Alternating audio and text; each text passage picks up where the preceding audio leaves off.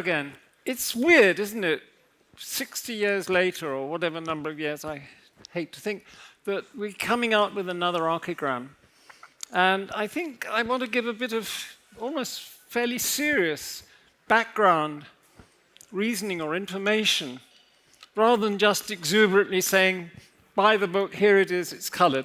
No, I think it's, I was just thinking this morning, sitting on the loo, as one has one's ideas, about agencies of enthusiasm. I think WAF itself could be described as an agency of enthusiasm. All sorts of weird people come together, and Uncle Paul here sort of knows half of them, doesn't know the others. They emerge, they mix, they're weird, they're odd combinations. But the total thing, we come away after 3 days, as Jan and I have been coming for donkey's years, we come away with great sort of buzz at the end of it. And I'm looking back, and there's another analogy, which is we were at a concert of an ad for my son, A.G. Cook.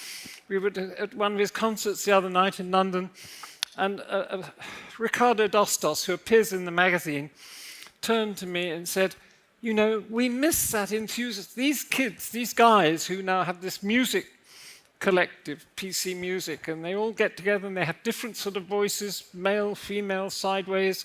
They're a sort of enthusiastic conglomeration. And so the reasoning is archigram was, and I hope is, again, a combination of enthusiasm, an agency for enthusiasm. And so just backtracking over the old archigrams, they started off as a sheet done on a Roneo machine, you don't know what that is, and printed across the street. Then it became a sort of enthusiasm for certain things that did matter. I think the new archigram, if it has any resemblance to the earlier series, probably in essence resembles numbers 2 and numbers 5, which were really collecting a whole lot of people that we didn't particularly know very well. Some of them were dead, and some of them were a long way away, and some of them were weird. But we were interested in the projects. And then the sort of core group, or the core group, emerges from that later, so that the more concentrated issues, which was in a sense thematic, such as numbers 4, number 7, number 9, were more concentrated. But the outreach comes first, then the looking at what that's adding up to be comes later. Okay, so now boredom. I think that the terrible 50, 60 years in between have mostly ended up in, not necessarily in the tents here today, but down in London and large parts of Europe and even North America. Very boring architecture. My God, it goes on and on. When will it end? But the great thing about archigram is optimism. It's not just enthusiasm, it's not just blind enthusiasm, it's optimism. That there's been, I think, since the dreaded pandemic, an excuse for being pessimistic. Not only the butterfly generation, but the ballsy generation have sort of been dragged down by it, and then sort of wriggling up and looking for hope.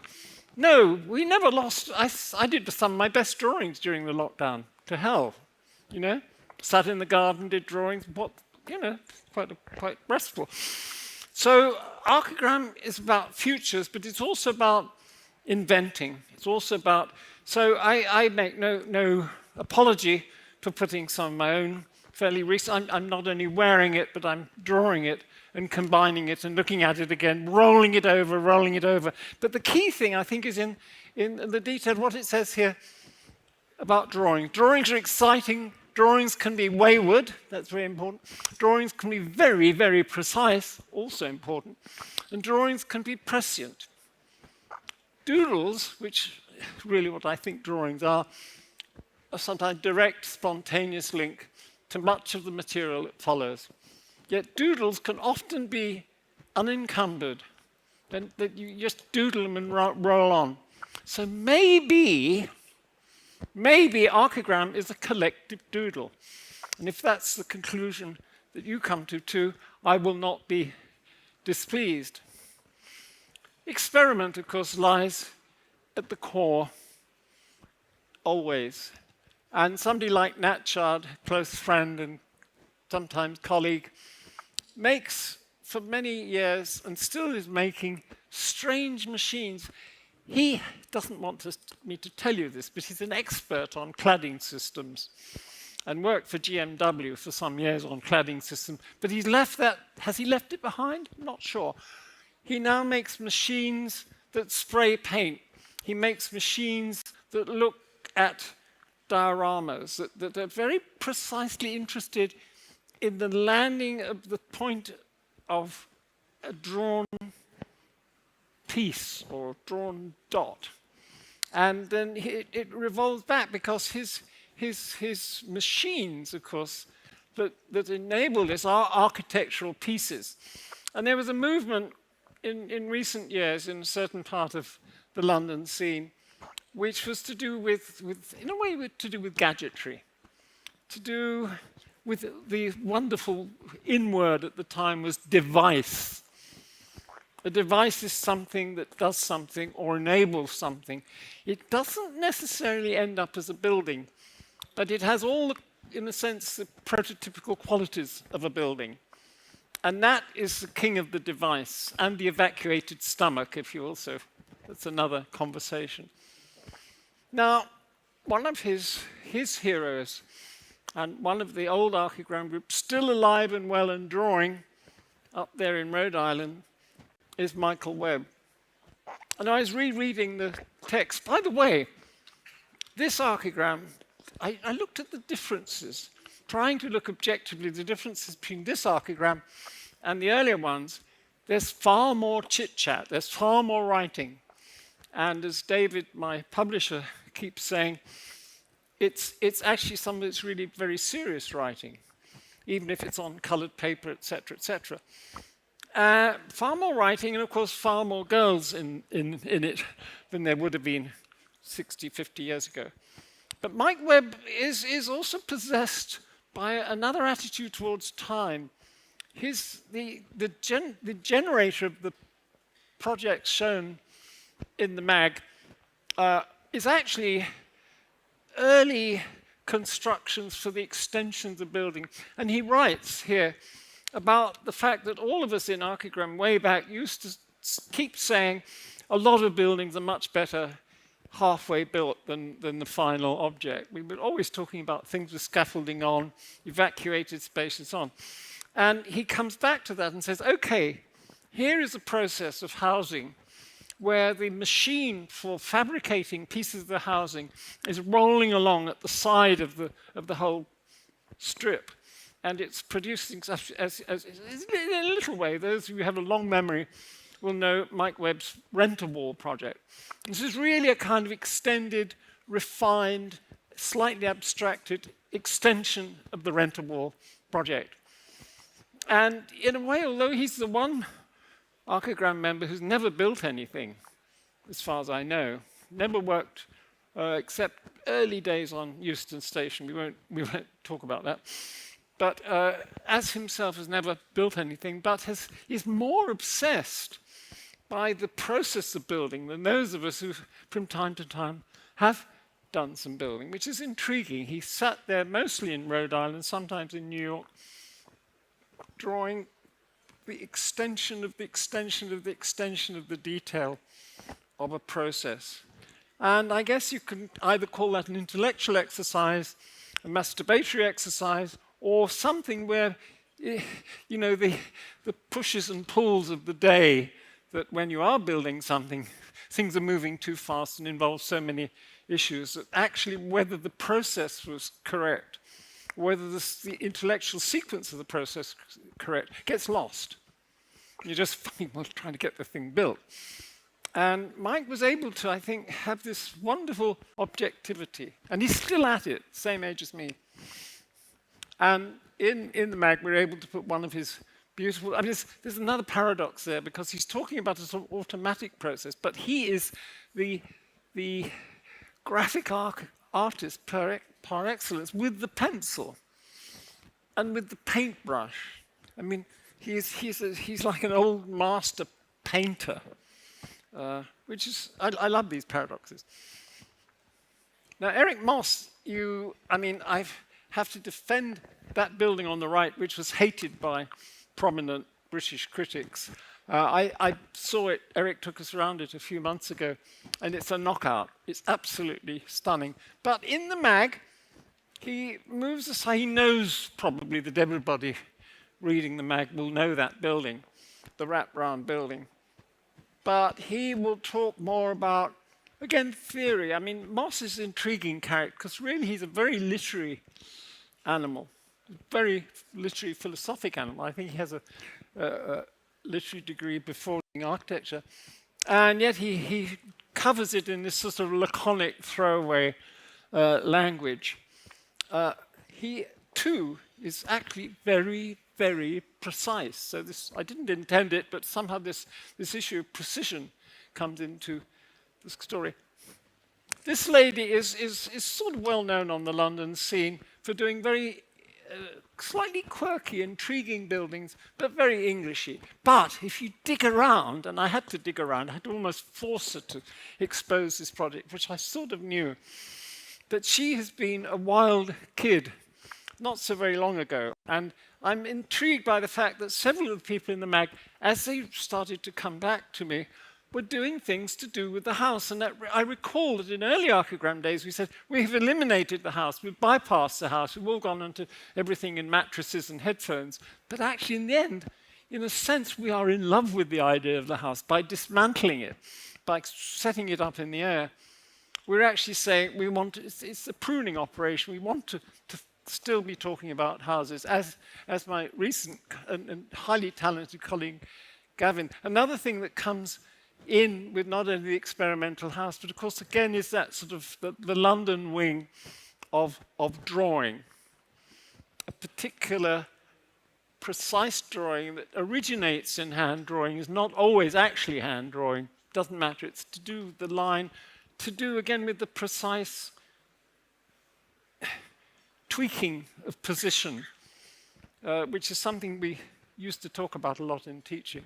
It's not just the basic idea, it's not just the philosophy, it's actually how you tweak. Really good architects tweak very, very well. And this is one of his recent experimental houses in the colored tweaked condition. I think a great fave and friend is Neil, and he did this drawing, I think, specially for the magazine. And of course, those of you who know Neil Denari's work will see that in some way it pulls away from his recent, slightly more commercial projects into, again, this laying of not quite the Nat-Chard gadget, but a kind of machine element in amongst the kind of texture, shall we call it, of the house. But then his own experimental houses, I think, have been something else as well, not just machines, but incredibly concerned with volume. They are voluminous experiments.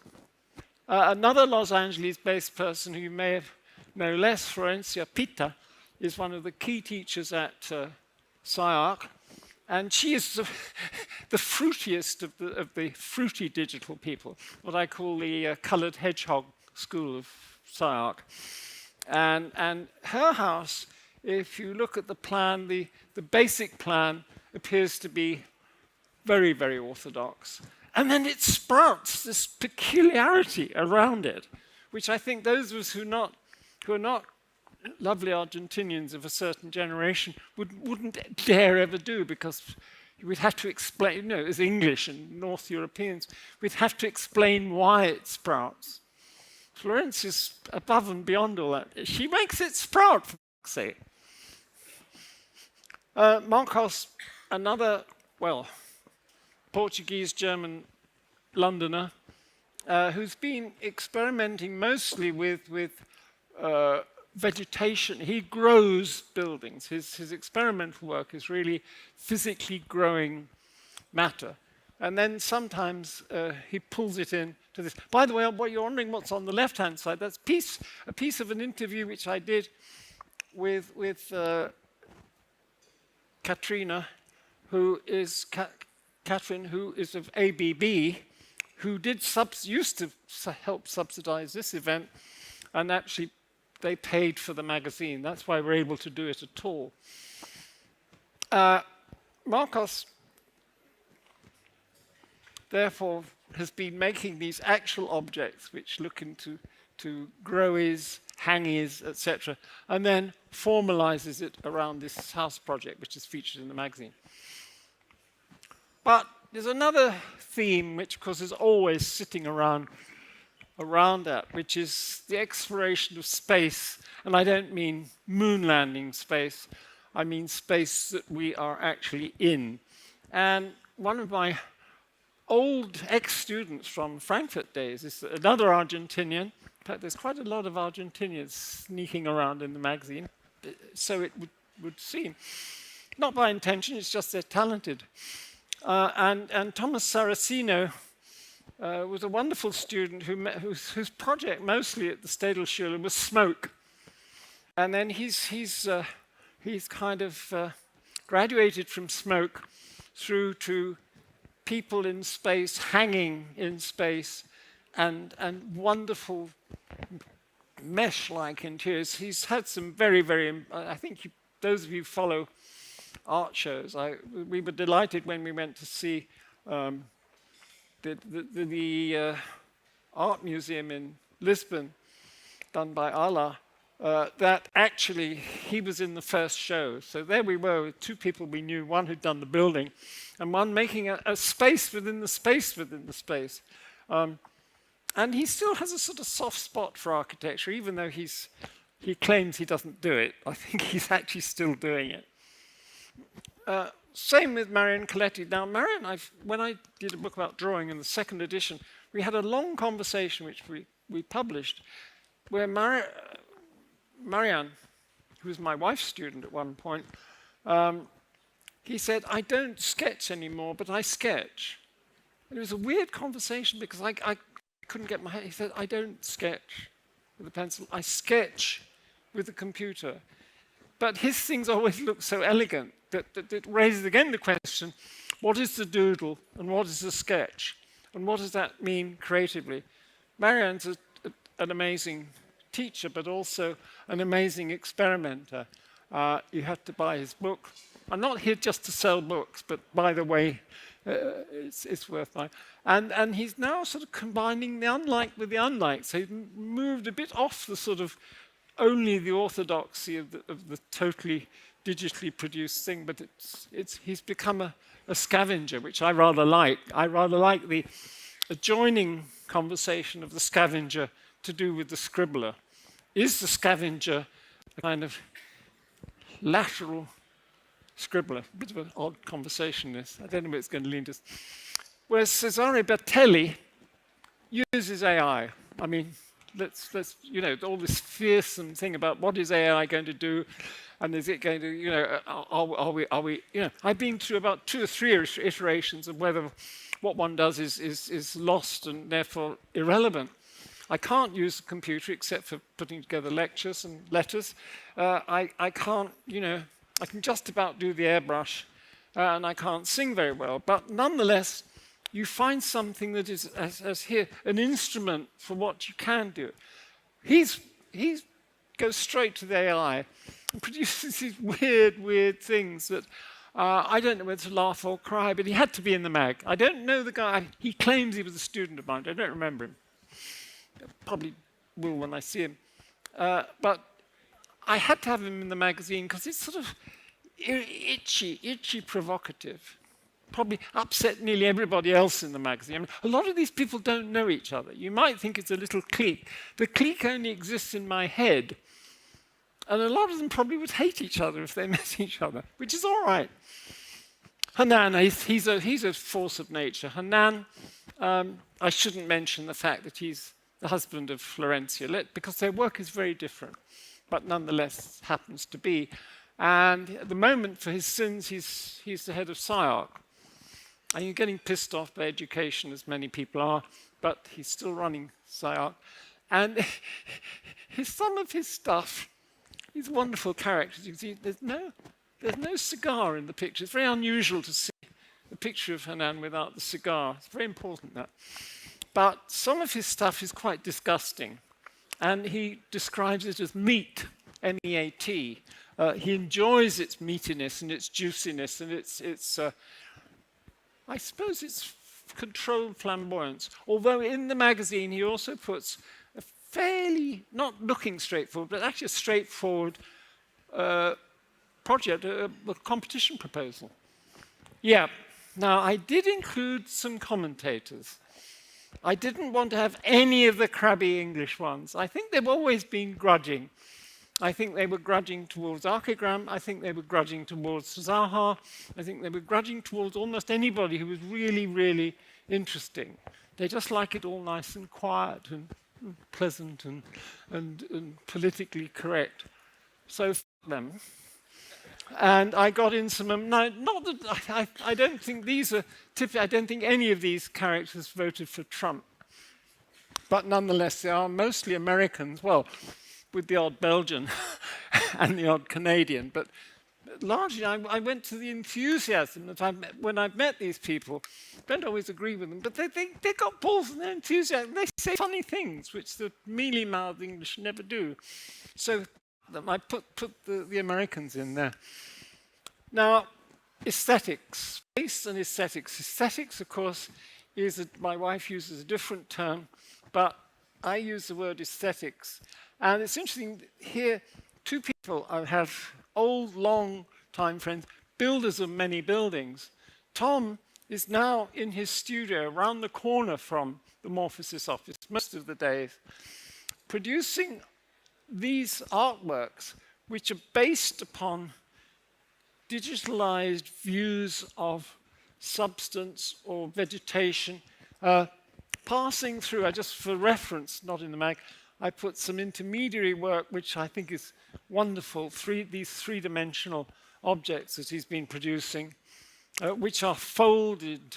They're really prototypes for cities at some end, and he has quoted them in one of his Chinese projects, but he's moved from just layering space and putting objects in, say in the Cooper Union building, to moving through to three-dimensional layered, almost impregnated cities, to the artworks, and now to the surface and the vegetation. Very interesting process.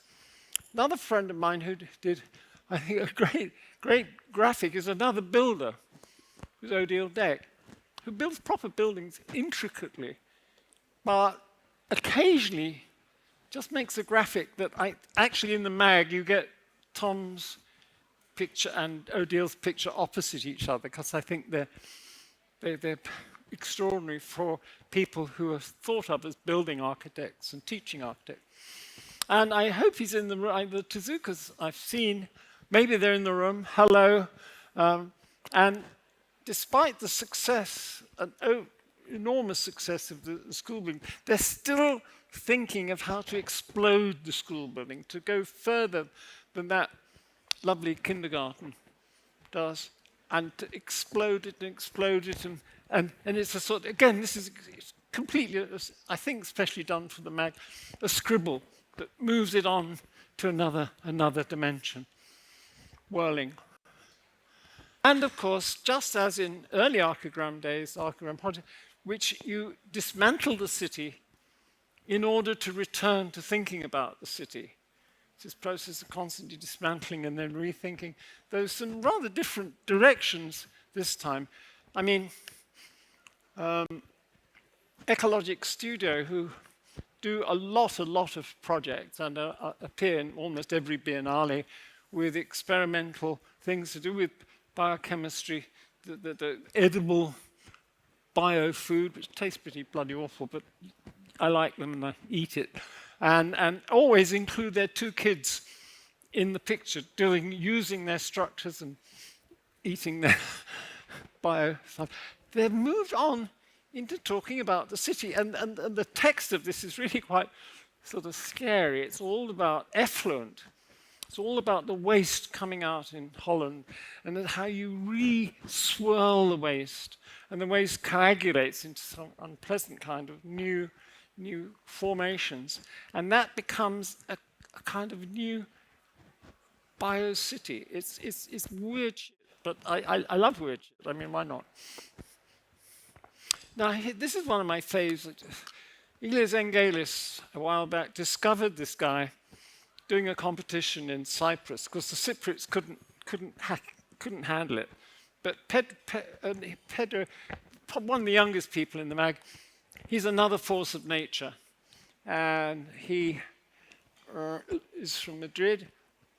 His project in this, again, is the idea of a floating city, which is the parts of which, the islands of which, are based upon pop music festivals. So they are pieces of pop music festival that float independently.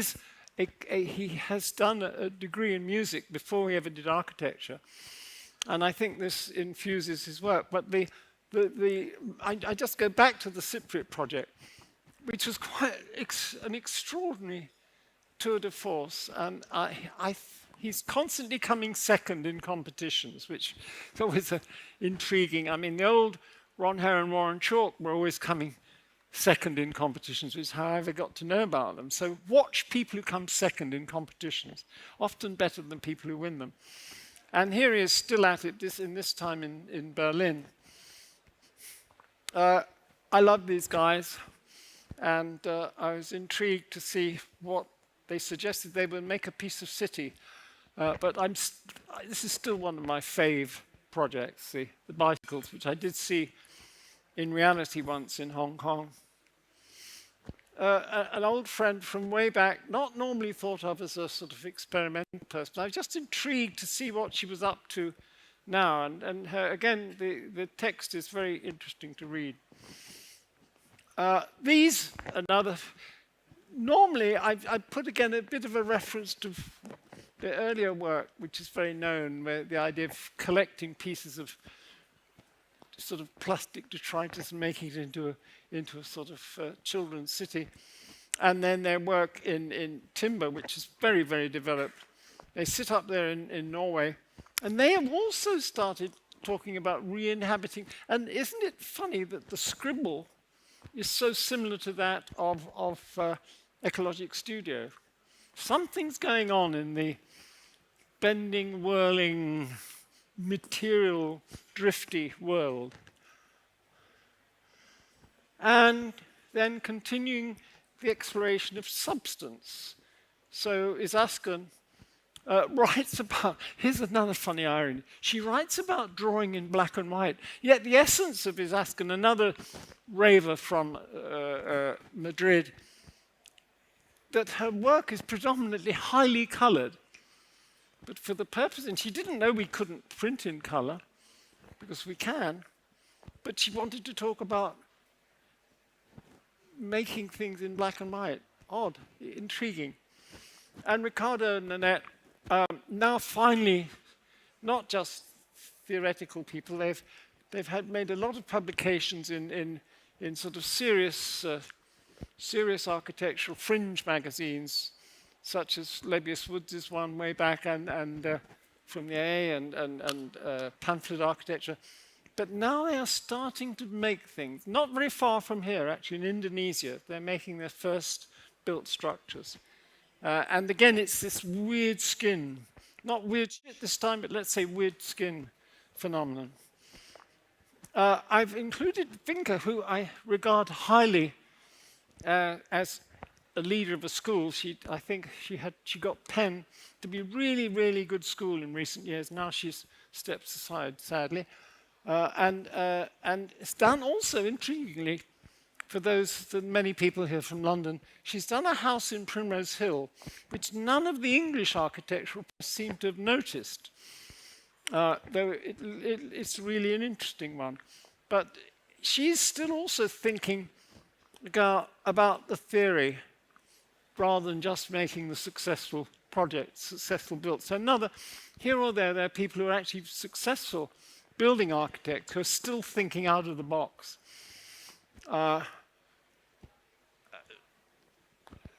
Elena Manfredini, another SciArc person, mostly thought of as sort of rather pictorial skins and skins with flowers on and skins of bent rubber. Here going slightly straight, though I couldn't resist putting her studio in there. You can see the sort of process that she's doing. So she's somebody who would have traditionally, I mean, she's actually an engineer by training, would have traditionally been thought of as a decorator, but actually questioning the nature of substance again. And a great conversation between two friends. I'd invited them separately. And then they said, can we do a conversation between us? Which is rather intriguing. And they're basically rather small, but they show various projects that they have done, which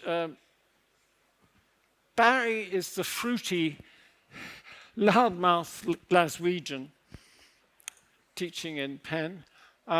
Jill is the laconic and amusing Belgian, who isn't like all the boring Belgians that you get in the Architecture Review, but a really interesting Belgian, who's concerned with digital production, mostly of plywood components, and he can make almost anything out of these plywood components. And there they are, chatting and chatting and chatting away. This is Barry's work, which has slight similarities, I suppose, to Mark Foster Gage, but I think he's more of a thinker than Gage.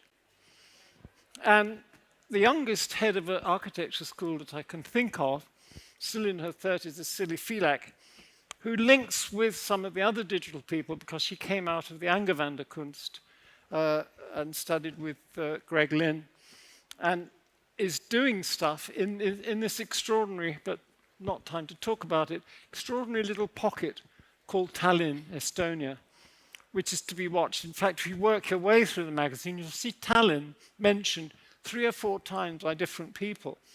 It punches well above its weight. People who do build but stick to their guns in terms, again, interested in the question of weaving and enclosure. I think they're amongst the most talented people in London. I've never taught with them or anything like that. I just recently got to know them because I think their work's great. And so that's the explanation. My real criteria for putting people in the magazine is that they interest me. Don't necessarily know them all. I know all of them, at least met them a couple of times. Some of them I know extremely well. But it's more that they interest me. So the theme of the magazine is people what interest P. Cook, if you like. A bit low level, but it'll do. For Malhout, who do very strange installations. I've known them since they were students in Middle Germany, in a very small town outside Frankfurt, where they have infiltrated the town with a series of very strange, intricate, obsessive, weird, gadgety build. I mean, they link in a sideways way back to Nat Chad again with these constructions. I hope you guys are here. It's great to have you in. And again, the proposition of the naughty high-rise, which needs to be talked about, at least here. And finally, discovery by drawing. Perry Culper is a cult figure in the drawing scene. He's a collagist, but he is also an advocate. And he can draw in every which way. And a lot of his early work is very, these are recent stuff. But he's able to place the unlike with the unlike with the yet more unlike. Whereas most of us tend to think in sort of conglomerate terms, or in straight sets. He blows the set, he introduces something that, why is it there? Why is it contradicting the rest? And he does that entirely by visual methods. And a sort of parallel person, but coming from another direction, is the American-Canadian Mark West. And he had this institute for many years in Manitoba, where he hung concrete into sacks. And you can go to weird parts of the world. You can go to Copenhagen, you can go to Chile, and find that Mark West has been there and has hung his concrete. Then suddenly the institution kicked him out, said enough of that, and he now draws. But his drawings, the first drawings I saw of his were pencil work, where the India rubber made the drawing. He rubbed out this heavy pencil, but now he's moved to a very interesting, weird territory. Yet his background is in substance, and I find that a very interesting issue. David is an explorer of the remote places. You find him doing projects in Greenland, in the Arctic, in the Antarctic. He goes, he's a Barcelona original guy who lives in Denmark, and again has absorbed, as he passed through London for some years, he absorbed that precise drawing thing. Another couple who have appeared in many of art exhibitions, when they now run at the Bartlett the new sort of landscape course, so they are architects.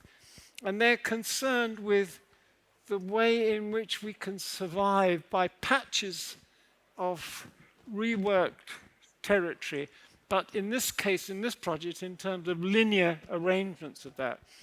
Their earlier work was very much to do with houses falling in the sea and decay and sand and dunes, and again, the substance of the land interacting with the pieces of constructed architecture.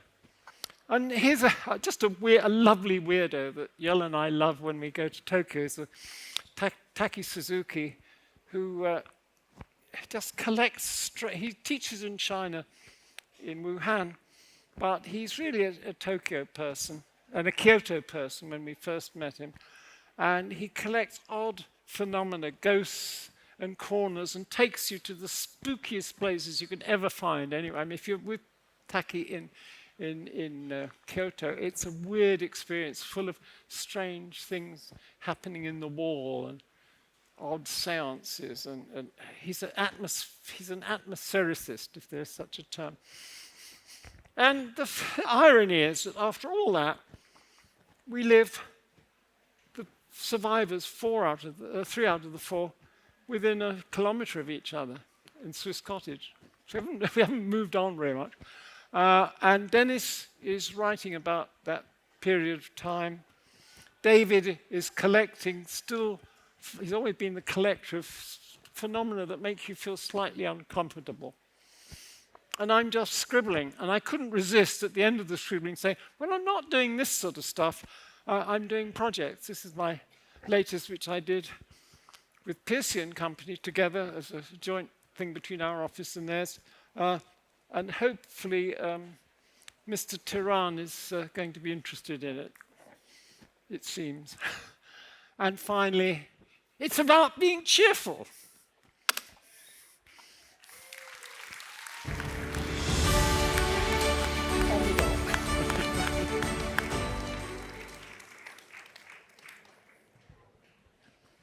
Peter, there might be 1 or 2 people in the audience who don't know that the word archigram originally meant architectural telegram, which might also explain why there weren't too many words in it. And as you said, there are a lot more words here.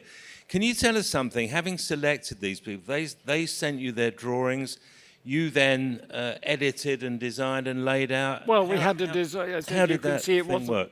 I wasn't the designer. We had a very clever and exuberant Portuguese ex-Royal College guy that does art catalogues. And we rather let him rip. I don't know, something too ripped. And there weren't, I mean, we did give, David and I sent a fairly precise, we said we want a scheme. We don't want you to do anything like, except for the 5 people I call the journalists, who are not, you know, they had a different brief. But send not more than 500 words and a scheme that is optimistic. Now that leaves a very wide thing. We did boot out a couple of things that we didn't, you know, here and there, not very much. And there were a few, everybody said, yes, we will, but some people were very tardy in sending stuff. I mean, one person I would love to have in the magazine was a guy called Liam Young, who I think is amazing. He said, yes, yes, I will, yes, yes, I will. We just couldn't, you know, it never came. So there's a certain thing called printing dates. Yeah, and I mean, the logistics aren't all that interesting. I think I deliberately did what I would have done when I was a teacher, which is to say, you're in the thing, therefore you have a pretty loose brief. Even if I might find it disgusting, unpleasant, weird, if I don't find it very interesting, then it might be out in the bin. Yeah, because I remember you curated the British Pavilion at Venice a few years back, and you included architects who you thought were interesting, but one or two actually really didn't like the work. But on the other hand, they were obviously having some sort of impact, and you thought that they should be shown. Well, I can go very far back. When I had a thing called ArtNet in the 70s, I had the Creo brothers, who at that time seemed to be anathema. And I wanted to see, as they say, the colour of their eyes. And in fact, I got on well with Leo Creo, neither here nor there, but the fact was their work was totally opposite Arkham. And I'm interested in how, not going into a corner. I like to see the work that I don't like, because it might be cleverer than the work I do like. That's one issue. It's a sort of tease. I find it harder to read work I don't like. I find it harder to listen to music of the kind I don't like, because the genre gets in the way. Most architects don't have a sort of narrative genre. Maybe they develop it if they're good at that sort of thing. I mean, Nigel's a wonderful use of words, but generally it's the stuff, you're pushing the edge of your own tolerance, really. One thing I wanted to ask you was when Archigram 1 first came out, a sort of lost world of pounds, shillings and pence, and a London that was a mixture of the sort of stuffy and the day glow. I mean, it was still the establishment, but also the Beatles and the Stones. Architecturally, looking back, what were you reacting against? Or was it very actually you wanted to be for something which happened to be against something? I always think of it as an absolute rejection. No, it was. and I think it reaction. was a group of people. We all came from different schools. The three of us who started it, Mike, Dave, and I, we came from three different schools, but we were working in our office for the first or maybe second time in an office. We realised it was all just production and concrete and production and occasionally sort of somebody trying to be elegant, but there wasn't much guts to it. And we'd done all this sort of stuff as kids, and it was then the older group came in, Ron and Warren and so on, who had built, and it was that then affected as I said earlier, the magazine, but also affected the conversation. But it wasn't. I think also there was a conscious, on my part, looking at through Banham's connection, looking at Frühlicht, the magazine that Bruno Taut had in 1918 to 20. In Berlin, which you can see as a slightly parallel moment, if you like, looking at funny small magazines that were knocking around at the time, some of them from Switzerland, some from Finland, Carrie Blur from Finland, Polygon from Poly in London. I mean, one had the pamphlet seemed to be an interesting way of using, and I'm back to the agency of enthusiasm again, which I only just thought of an hour ago. What links WAF with Archigram with doing it now? Agencies of enthusiasm. Now, at one time, one or two schools of architecture were also agencies, I have to mention this, were agencies of enthusiasm. Occasionally, there were places that were agencies. I mean, I'm always fascinated by things like Vienna in about, 1910 to 1920, the fin de siècle Vienna, as Shorty calls it, or something like Detroit at the time when Old Man Saarinen and Young Man Saarinen and Cranbrook and IIT, they were all happening there at that time. I think Tokyo in the period probably 80s, 90s, still a bit now. There are certain moments and certain places. They might be studios, they might be schools, They might be pamphlets, let's call them. They might be a film. I think they're agencies of enthusiasm. I think this event is an agency of enthusiasm, different, but that's what I'm really interested in. I'm still interested in it. When you look at the work, the people you chose and the work that they submitted, do you see anything in common about what might they be reacting to? Is there any sort of general thing? I think most of them I would describe as having sufficient dynamic within themselves to just bloody do it. You know, they're not butterflies. They're not even, I don't think they're necessarily reacting to, I think, as I said for myself, I was quite creative during lockdown. You make of it what you can. I think most of the people in the thing were just doing stuff. They didn't sort of go outside very much, didn't take the car out or the plane or whatever. And I think I'm trying to think very quickly through a myriad of these people. They're all pretty motivated. So it's the survival of the motivated. Now that's difficult if somebody is a nice, talented person but doesn't have that extra, what Reynabam used to call killer instinct. We used to have conversations way back about so-and-so's gossip. Gossip, we say, yeah, so-and-so, I haven't got the killer instinct. It's not going to happen.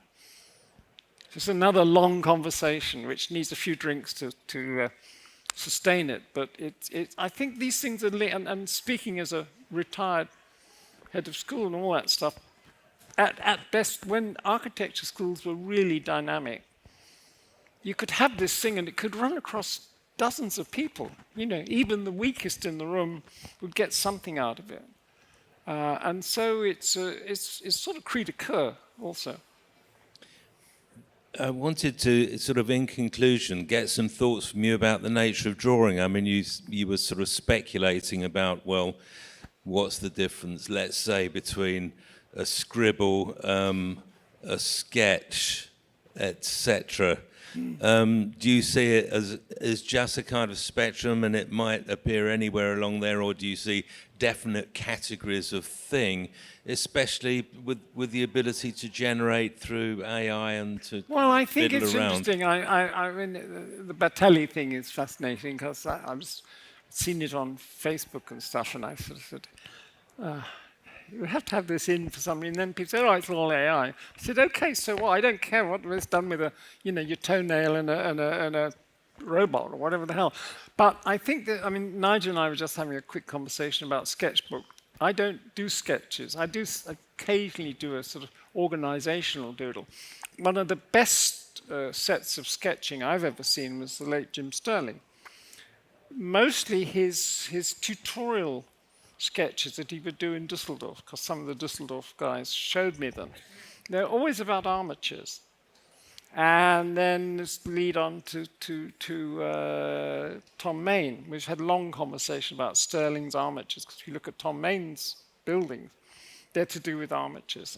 And he's a sculptor more than a sketcher. I mean, it can go into farting around with plywood or I mean, Nat is a maker. He does paint. I've never seen his sketches. I don't do sketches. I do early runs and then throw drawings away. With huge enthusiasm, and we admire the shirt based on one of the your, shirt. Your There's a own long paintings. story to the shirt, which For another occasion. For another occasion. It could be the introduction to Archigram 11. Peter Cook, thank you Indeed. very much indeed. Thank you.